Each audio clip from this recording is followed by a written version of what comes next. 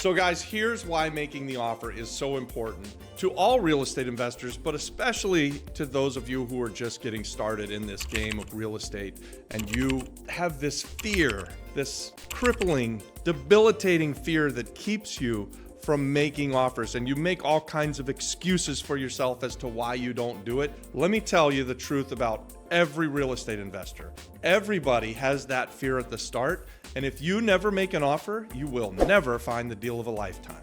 So get past that fear. We're going to try and help you. So let's talk about how you're going to overcome the fear of rejection. Honestly, I don't like making the offers, guys, because I'm a real estate investor. If I'm doing my job well, I'm usually going to be insulting the person who I'm making the offer to. So naturally, one, I'm afraid I'm going to get rejected. Yes. I'm afraid that I'm going to insult somebody. Yes. That stuff happens. And it's going to happen to you, and it's going to happen to you, and you, and you. It's going to happen to every single one of you people out there that want. I do that you people thing a lot. Yeah, you're going to get us canceled. I know, my God. You people, real estate investors I'm talking about, what are some tips and strategies to overcome this fear that we all have? I guess the biggest one is to just sort of get over it and learn by doing. First, if you want to get over the fear of making offers on real estate, and this makes a lot of sense, research the hell out of the area in which you want to buy the real estate. Make sure that you know what things are selling for before you make the offers, right?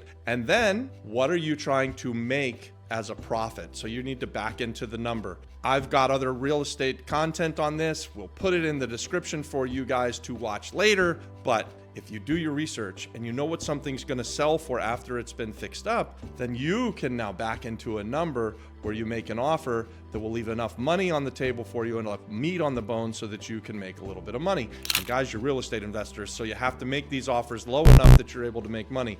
We're value add real estate investors, and this does take the fear out of it for us, because a lot of times, actually most of the time, what we're looking for is something that's very distressed, something that needs a whole lot of work. Now, why? Because then we're less likely to insult the seller because they know that their piece of garbage needs a lot of work and that I can offer what it's worth, because it isn't worth a whole lot, right? If I'm offering on a house that doesn't have doors and windows and floors, the lights don't come on and the toilets don't work, no one can live there, so it doesn't have a ton of value. But I also know that if I fix it up, value add, spend the money to get it up to its highest and best use, I'm creating value and I'm going to make some money. So I'm able to offer what the house is worth because it needs a lot of work and I've done my research, so I don't have that fear anymore. This is just one tip. You can hire realtors. Now this one will help you because you're going to tell your offer to your realtor who you're hired, and they're going to submit the offer and they're going to take the blow. When they submit the offer to the other realtor involved or to the seller, they're going to be the ones that are going to get first met with whatever it is that the reactions are, and so you're insulated a little bit. I think that you're going to find that many realtors are not going to want to submit your offers, especially if they're low offers, much lower than is being asked for.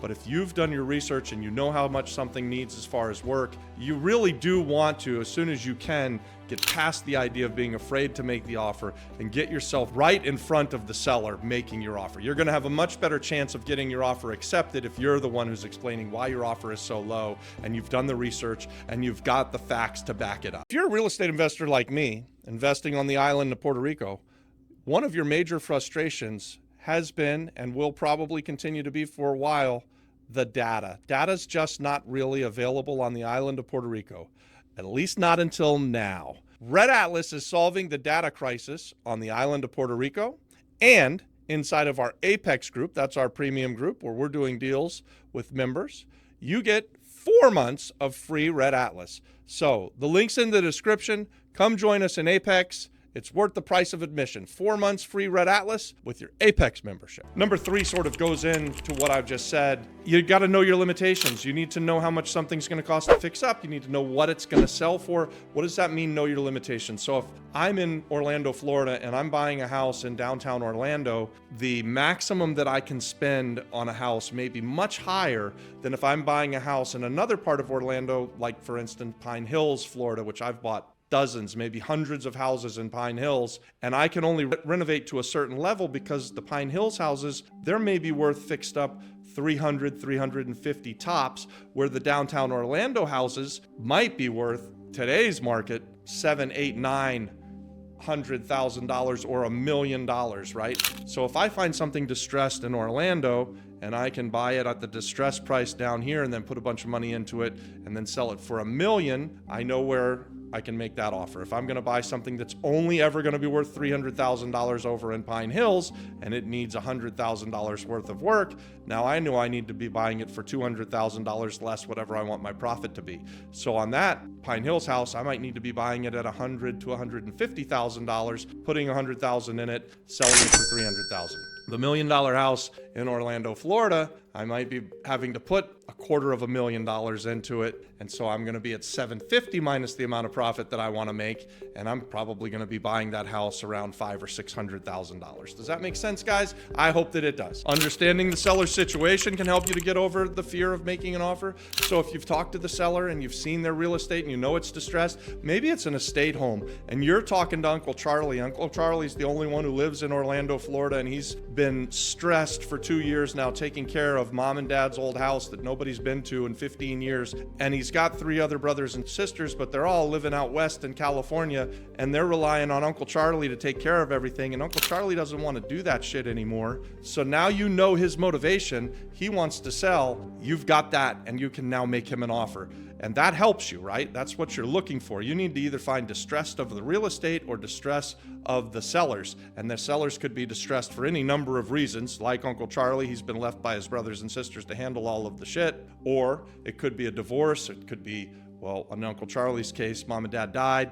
It could be there was a fire. It could be termites. It could be anything. You want to look for distress. And when you know what distress is, you're able to make your offer. It helps you to be less fearful of making that offer. Hey guys, before we jump into the video, I see that many of you come and watch these videos again and again, but you don't actually subscribe to the channel. It would really help us out if you'll hit that subscribe button for us and turn on the notifications so you don't ever miss our uploads. You guys have no idea how much value that would give us. We really appreciate it.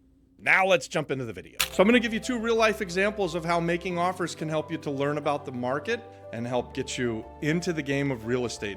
First, I'm going to use myself as Robbie Krager, the Flip Flop Flipper. I came to Puerto Rico almost 6 years ago.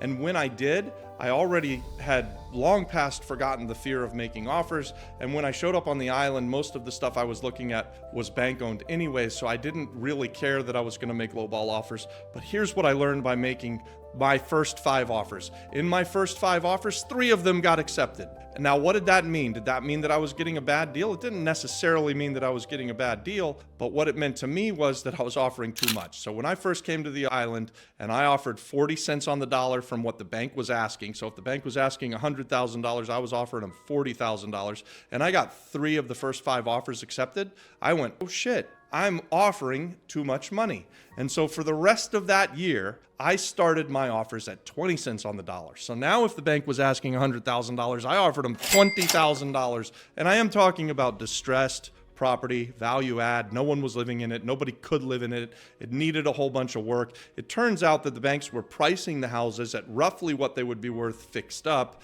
and taking no consideration whatsoever into the fact that they needed a whole bunch of work. So I'm telling you that because by making the offers, by coming and making my first 5 offers and getting 3 of them accepted, and guys, I'm a professional real estate investor, I learned that I was offering too much at 40 cents on the dollar. And for the rest of the year, I started out at 20 cents on the dollar. I ended up buying about 65 or 70 bank-owned properties that year at 32 cents on the dollar. So if they were asking 100, I bought 60 houses at $32,500. And then I would put in the money to fix them up, and then I would sell them for $100,000. And that worked out really, really well for us. We wouldn't have necessarily known that that could even be done had I not started making offers. And really, anybody could have done it. There was nobody who was buying properties. So this is right after Hurricane Maria. The lights were still out. The banks owned a ton of stuff. I mean, there were lists of properties, and for a couple of years there, all we did was buy bank-owned properties. And so making the offers started it all for us. And we started just hitting one double, one triple, one home run. I mean, it was just one after another. It was a great time to be here. we were buying houses, fixing them up, and then selling them to retail buyers, to FHA buyers. And there was a housing shortage. So these buyers who ended up living in these houses, they couldn't buy them at the prices that I was buying them at because there were no doors and windows.